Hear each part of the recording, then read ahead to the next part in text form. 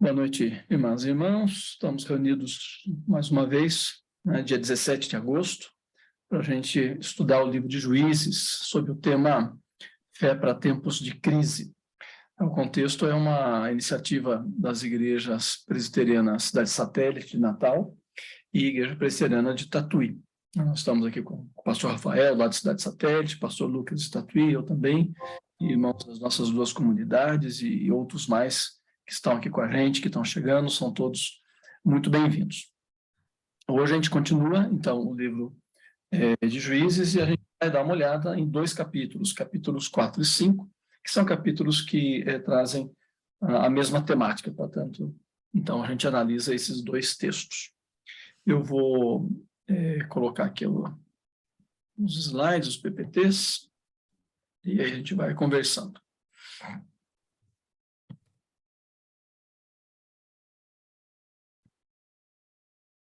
Muito bem.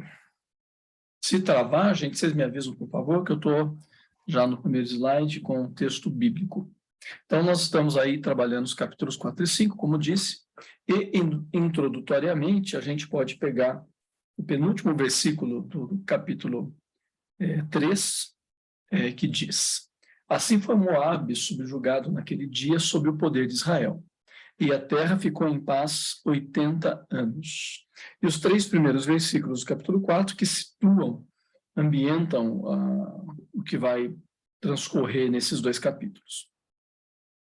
Os filhos de Israel tornaram a fazer o que era mal perante o Senhor, depois de falecer Eude. Entregou-os o Senhor nas mãos de Jabim, rei de Canaã, que reinava em Azor. Cícera era o comandante do seu exército, o qual então habitava em Araçote-Ragoim.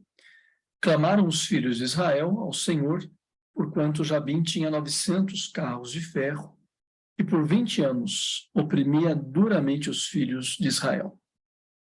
Então, a gente tem aí uma ampulheta para dar a ideia do tempo que passa, tanto tempo que passou de 80 anos, então imagina, 80 anos é uma geração, né? Então, a gente teve basicamente uma geração ali que viveu em paz.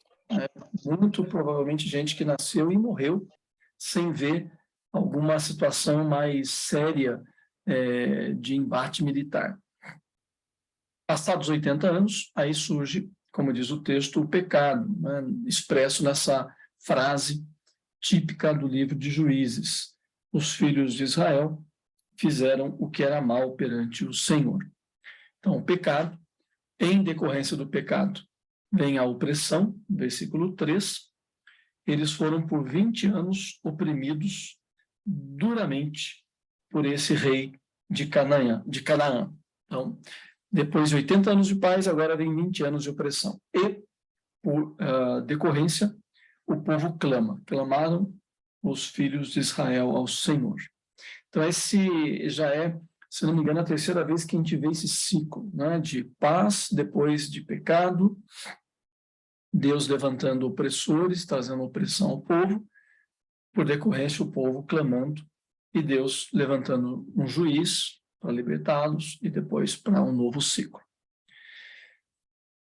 Agora eu leio os versículos de 4 a 6 que introduzem uma nova cena. O texto diz o seguinte: Débora, profetisa, mulher de Lapidote, julgava Israel naquele tempo. Ela atendia debaixo da palmeira de Débora, entre Ramá e Betel, na região montanhosa de Efraim. E os filhos de Israel subiram a ela a juízo. Mandou ela chamar a Baraque, filho de Abinoão, de Quedes, de Naphtali, e disse-lhe: Porventura o Senhor Deus de Israel não deu ordem, dizendo: Vai e leva gente ao monte Tabor, e toma contigo 10.000 homens dos filhos de Naphtali e dos filhos de Zebulon? Então, o texto começa, depois daquela introdução dos primeiros 3 versículos, introduzindo Débora como profetisa e juíza. Né? Não é comum ter alguém no livro de Juízes desempenhando essas 2 funções. Normalmente eles são juízes. Mas aqui não, aqui entra Débora, uma mulher, que diz o texto é profetisa e é juíza. E a descrição dela permite a gente pensar que ela é um juiz ou uma juíza diferente dos demais juízes, tanto dos que a antecederam, como também dos que a sucederão, porque ela de fato julga, né? O texto diz que ela julga. Há uma tradução da Bíblia que diz que ela governa. Então, diz o texto, Débora, profetisa, mulher de Lapidote, julgava ou governava Israel naquele tempo. Então, ela não, né, o termo juiz ou juíza usado para ela não está de acordo com os demais que eram libertadores, né? Quer dizer, homens que tinham ação militar de libertar o seu povo, a sua tribo de uma opressão. Aqui ela é uma juíza no sentido de ser alguém que trabalha com legislação, que julga casos do povo, recebe as pessoas, recebe as demandas. E o versículo 6, depois dessa introdução, diz que ela chamou Baraque e disse para ele: porventura o Senhor, Deus de Israel, não deu ordem, dizendo: vai e leva a gente ao Monte Tabor e toma contigo 10.000 homens dos filhos de Naftali e dos filhos de Zebulon? Ela diz: porventura o Senhor Deus não deu ordem? Só que no texto não aparece a ordem, né? Quer dizer, ela está dizendo, não é verdade que Deus deu ordem? E, obviamente, ela espera que o Baraque responda sim, é verdade. Mas não tem essa ordem. Onde está a ordem? Do meu ponto de vista, a ordem está implícita no próprio fato do texto apresentá-la como profetisa. O fato dela ser profetisa, né, e, portanto, uma mulher na ordem daqueles homens e mulheres com os quais Deus falava e Deus manifestava a sua vontade, então ela, na sua própria atividade, já traz consigo essa possibilidade de ser alguém que, para quem o oráculo de Deus aparece. Então, eu acho que ela está dizendo de outra maneira, assim, olha, Deus me falou, então vai você e faz isso. Né? Então, Deus falou para ela, e ela está levando essa fala divina para o Baraque. E aí a gente tem, né, tem um mapinha aqui, que eu acho que, no nosso caso aqui, é importante para a gente entender as coisas. Porque, vejam só, Débora é uma mulher aqui do sul, né? Ela é de Betel, que fica mais ou menos por aqui, perto de Jerusalém. Aí o texto vai introduzir esse Jabim, que é rei de Canaã, que está em Azor, lá no norte, na tribo de Naftali, lá por cima. O texto fala também de Baraque, que está em Naftali, portanto, aqui na terra da tribo de Naftali, né? Ele mora aqui. E fala do Monte Tabor, que fica mais ou menos aqui mais ou menos do lado do que depois no Novo Testamento será chamado do Mar da Galileia. Então, vejam, todas as ações, nesse caso, se passam no norte. No norte. A gente tem a tribo de Zebulon, né, a tribo de Naftali, que são as duas tribos principalmente envolvidas. E é interessante que daí a gente tem a Débora, que está aqui, né, no sul. Na terra da tribo de Judá. Então, quando o texto diz que ela julgava Israel, então é possível que a gente entenda que ela julgava todas as tribos. Porque se assim não for, fica estranho alguém que numa outra opção estaria circunscrita apenas a Judá, não dá a chamar, né, um cara que tem um poderio militar, alguma coisa, da tribo de Naftali, e essa pessoa atender e vir até ela. Né? Então, essas ações se dão no norte, mais a partir dessa juíza profetisa do sul. Muito bem. Ok, aí a gente segue. O capítulo 4 vai trazer para a gente basicamente 3 cenas. Né? Então, se você olhar... Deixa eu voltar lá. Se você olhar o capítulo 4, você vai perceber que a gente tem, do versículo 4 ao 9, nós já lemos o 4 ao 6, né? Onde a Débora manda chamar o Baraque e falar para ele, olha, Deus mandou dizer isso aqui para você, vai lá, né, na sua terra, lá no Monte Tabor, sobe para lá e leva 10.000 homens dos filhos de Naftali e de Zebulon. E aí o texto continua até o versículo 9, essa primeira cena. Por quê? Porque é uma fala de Deus, né? Deus falou para ela, ela está transmitindo a fala de Deus para o Baraque. E farei ir a ti para o ribeiro Quizon, a Cícera, comandante do exército de Jabim, com os seus carros e as suas tropas, e o darei nas tuas mãos. O Cícera foi apresentado no versículo 2, né, desse capítulo 4. Ele era o comandante do exército, né, do Jabim, o rei de Canaã. Canaã é a terra onde eles estão, né, são os habitantes da terra. E ele é um cara importante, ele é o comandante do exército, porque ele tem 900 carros de ferro, meio parecido com aquelas bigas, né, do Egito e depois de romanos ou gregos e tudo mais. Ou seja, ele tem um poderio militar enorme. Mas Deus está dizendo, olha, vai para lá, vai para o Monte Tabor, sobe, e Deus está dizendo, eu vou mandar o Cícera para lá. E Deus diz, eu vou dá-lo nas tuas mãos. Baraque responde. Agora, Baraque responde para Débora. Ele diz assim para ela, se você for comigo, eu irei. Porque se você não for comigo, eu não vou. E aí ela responde, certamente eu vou com você.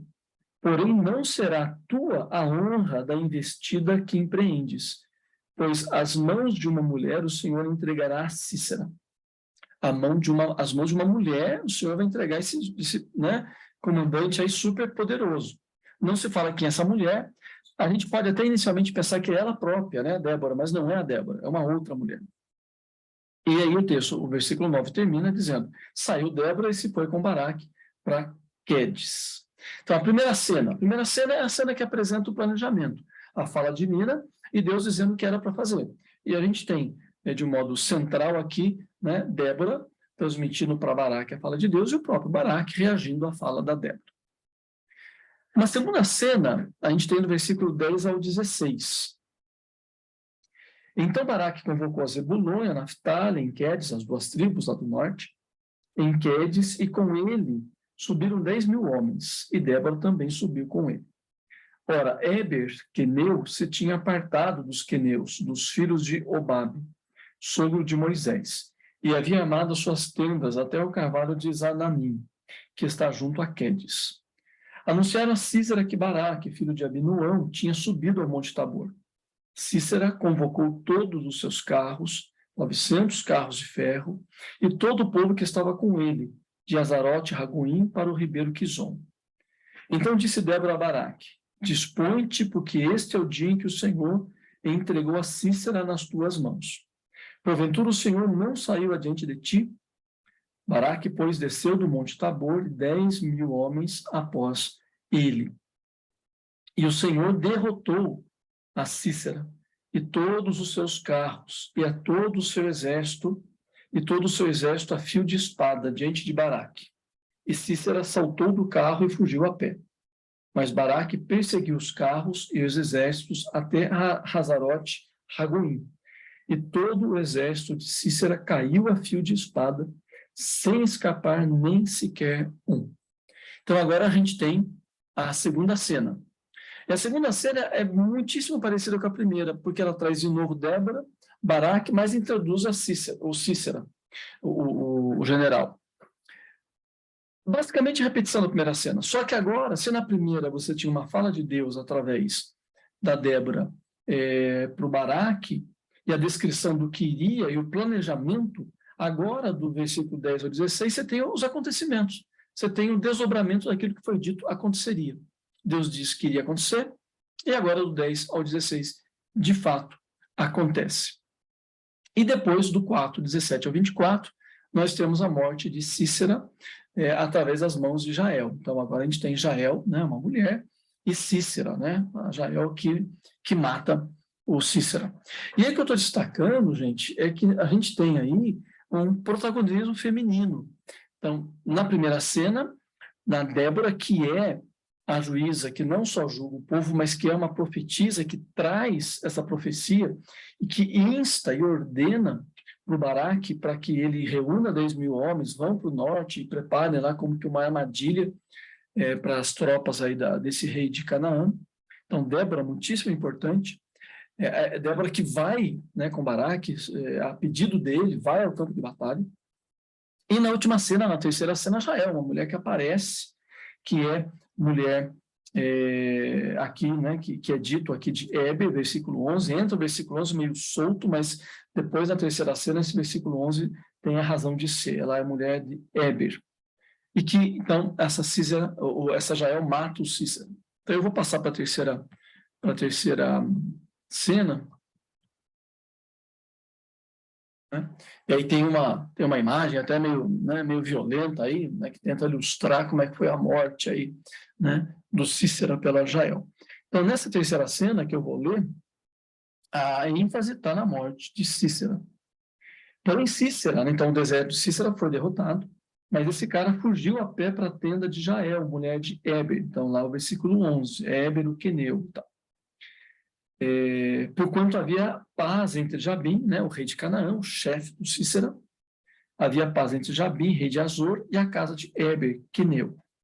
Saindo Jael ao encontro de Cícera, disse-lhe: Entra, meu senhor, entra na minha tenda, não temas. Retirou-se para sua tenda e ela pôs sobre ele uma coberta. Então ele lhe disse: Dá-me, peço-te, de beber um pouco de água, porque tenho sede.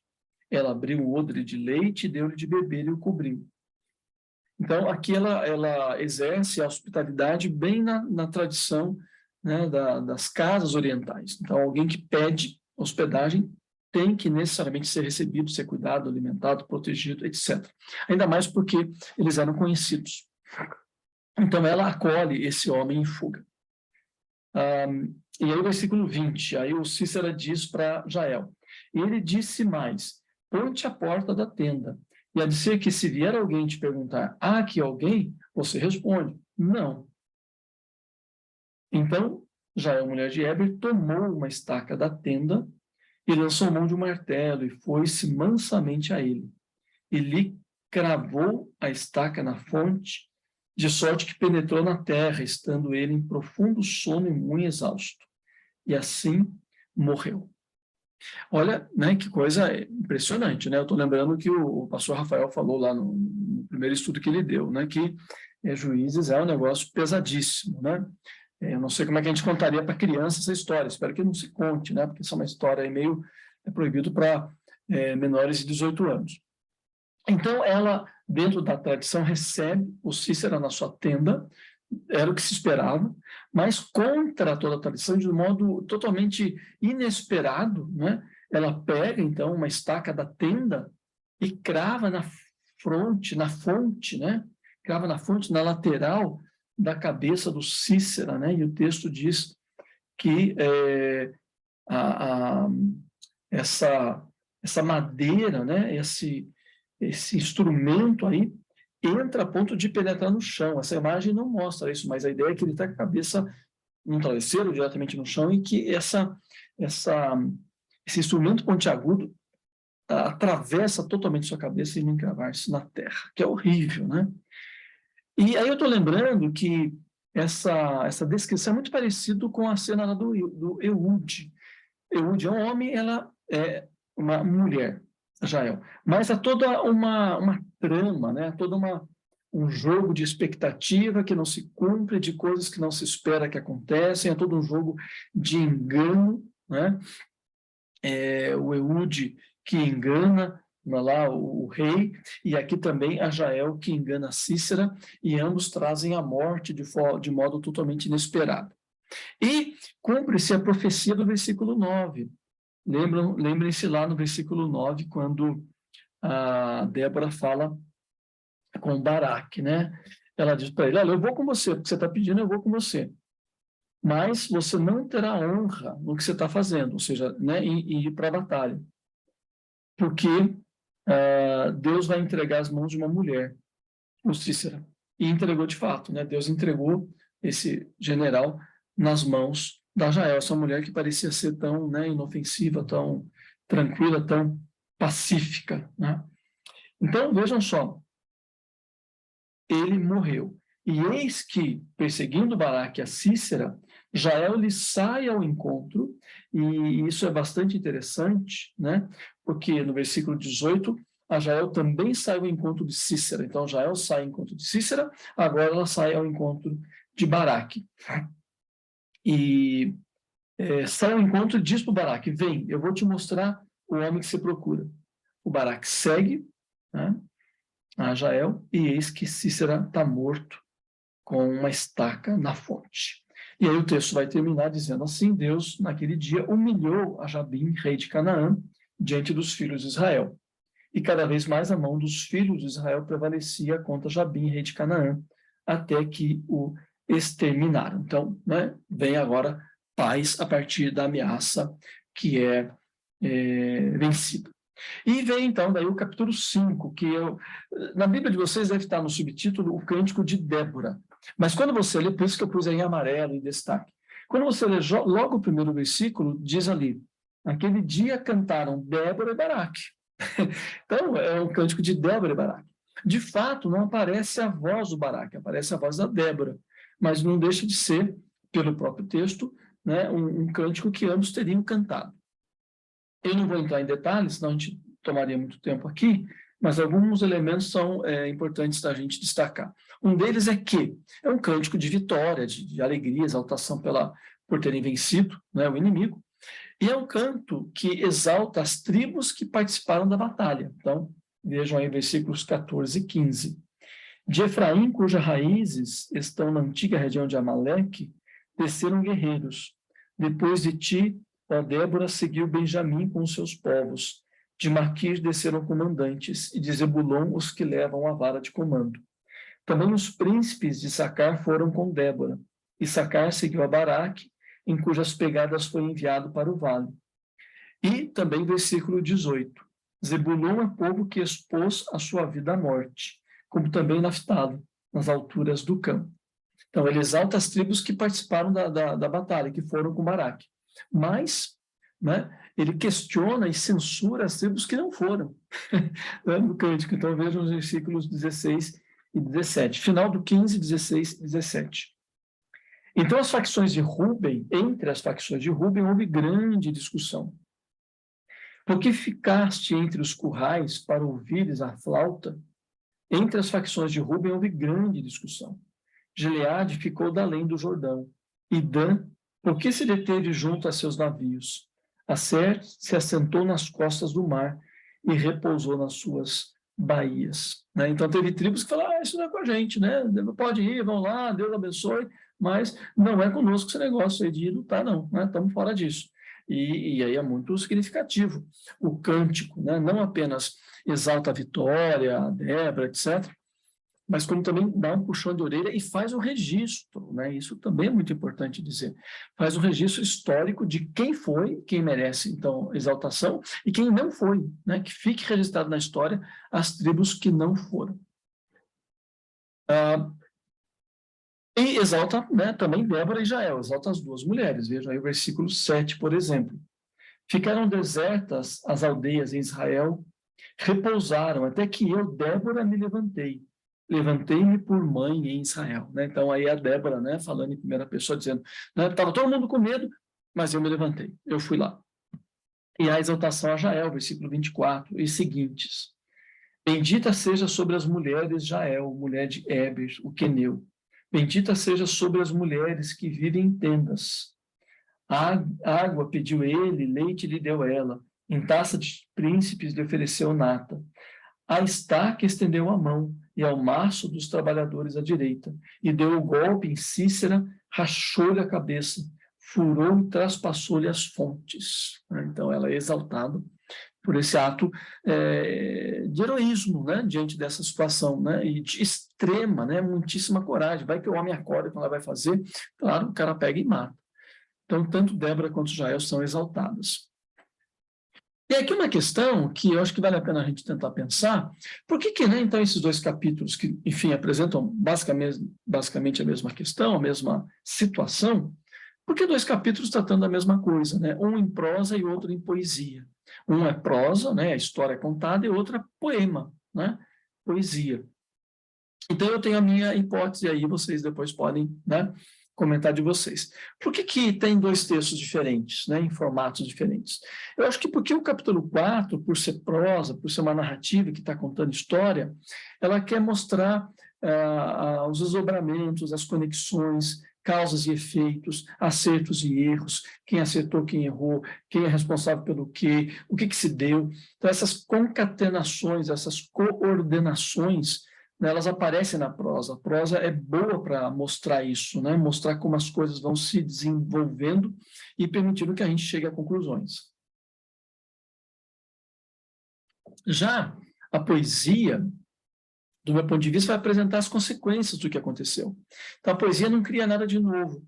Ela olha para o que está posto e aí ela elabora, aí ela exalta, como a gente já viu, aí ela canta, aí a poesia se alegra, aprofunda, dá cores, dá tons.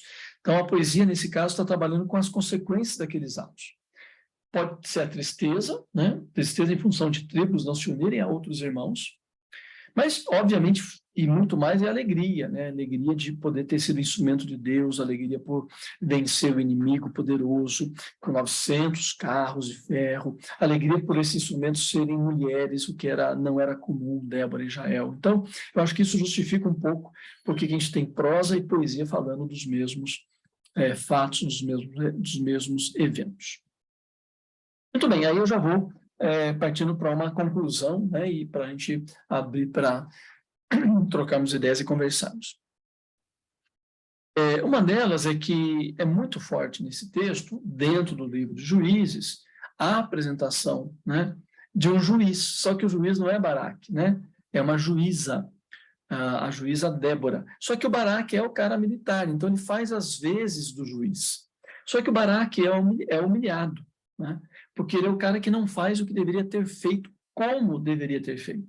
Talvez a gente diga, poxa, mas ele não foi lá, não reuniu a turma, não foi para a luta e tudo. Foi, mas também não foi direito.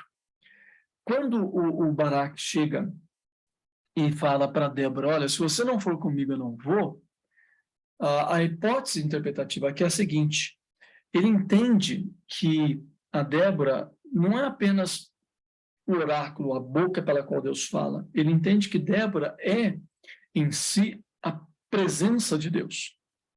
Então, para ele não basta ir como Débora falou, né? Porque a Débora falou, Deus mandou você ir. Ele fala, não, eu não vou sozinho, só se você for comigo. Ou seja, só se Deus for comigo. Deus é a garantia de que a coisa vai dar certo. Então, essa é, digamos assim, é a falta de fé, né? Fé em tempos de crise. A falta de fé do Baraque que faz com que ele seja humilhado. Qual que é a humilhação dele? É ele, não ser ele o cara que mata o general cananita, né? É uma mulher. Então, o Baraque é humilhado pela falta de fé dele. Uma outra coisa que a gente pode refletir é a respeito de Débora e Jael. E aí eu quero, né, propor, né, a minha leitura, é que elas não são, como às vezes se propõe, elas não são apresentadas como exceções. Eu já vi muitas vezes gente discutindo sobre o ministério de mulheres na igreja, etc., dizer, tem juízas, mas elas eram exceções. Bom, talvez você quer, quando alguém falar isso, ele está falando quantitativamente, até é uma coisa que pode se discutir. Mas Débora e Jael não exercem função nesses dois capítulos de serem exceções, ou de serem uma liderança feminina que é a exceção que confirma a regra da liderança masculina. Não, não é essa a função delas. A função delas é serem instrumentos de humilhação para Baraque. Então, tanto Débora é aquela que diz, você vai ser humilhado, eu vou com você, mas você vai ser humilhado. Como a Jael é aquela que é o instrumento da humilhação em si, porque é Jael que mata, né, o cara, o Cícera, e não é o Baraque. Então, essa é a função delas, elas não têm outra função aqui. Quer dizer, elas também têm o papel, né? Então, eu vou contradizer o que eu disse, elas têm sim uma segunda função. Elas aparecem como exemplos de fidelidade, de pessoas que fazem o que tem que fazer. Então, Deus mandou Débora falar, Débora foi e falou. Né? O Baraque queria que ela fosse, ela falou, tá bom, eu vou, azar o seu, mas eu vou. E aí entra uma outra coisa que eu quero ressaltar depois, que tem a ver com a postura e com a ação da Jael, né? Mas elas são exemplos de fidelidade. Uma outra questão que a gente deve, né, também conversar com respeito a Baraque, né? Então, eu já falei antes, então adiantei, é que ele queria a presença de Deus como uma segurança para fazer o que tinha que fazer. Mas será que sempre é assim? Será que não bastava a palavra da profetisa? Vai, Deus mandou, vai, faz isso? Então, querer Deus com ele, nesse caso, não era um sinônimo de alguém fiel a Deus, alguém que queria ter Deus perto, olha como ele era alguém, né, cuidadoso. Não, pelo contrário. Querer a profetisa com ele e, portanto, a figura de Deus com ele era sinal de falta de fé, né, e de não confiança no que o próprio Deus havia dito. Uma outra coisa que a gente precisa lembrar aqui é que, né, aparece lá no canto do capítulo 5, que há tribos que não querem participar da batalha, e isso fica registrado, né, fica registrado. Ou seja, eles não participam dos méritos dessa vitória. Eles não participam dos méritos de terem sido usados por Deus para libertar o seu povo da opressão. E está registrado. Isso, obviamente, é uma enorme lição para a gente, né? Porque na vida a gente pode fazer ou não fazer coisas, e a gente pode não fazer coisas que deveria ter feito, a gente pode fazer coisas que não deveria ter feito, e o registro vai ficando, né? E o registro vai ficando. Uma outra coisa é que Deus age sempre, né? Deus sempre age. A gente está lendo um livro que tem muitas coisas terríveis, né? E essa presença dos juízes, ela vai sempre sendo, digamos, parcial, ela vai sempre sendo revestida de algum dado negativo, né? Esses juízes vão com o tempo piorando. Então, é muito negativo, mas sempre Deus está agindo, né? Deus sempre está agindo.